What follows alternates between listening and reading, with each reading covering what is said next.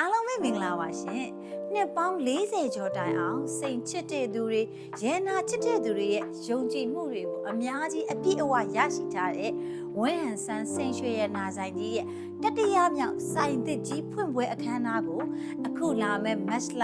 9ရက်10ရက်9ရက်3ရက်တိုင်ကျင်းပသွားမှာဖြစ်ပါတယ်ရှင်